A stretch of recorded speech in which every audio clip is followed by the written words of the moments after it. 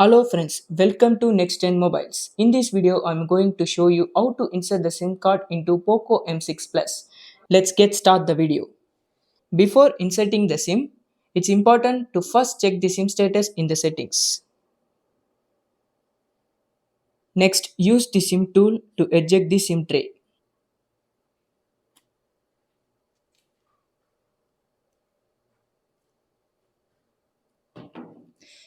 This device supports hybrid SIM slots. You can use SIM plus micro SD card also.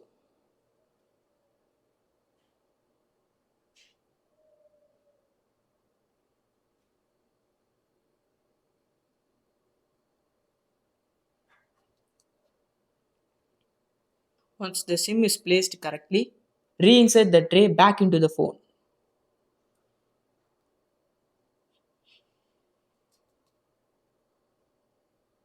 After the SIM is inserted, you can check the SIM options in the settings to confirm everything is set up correctly. Now the SIM is inserted correctly. Thank you for watching.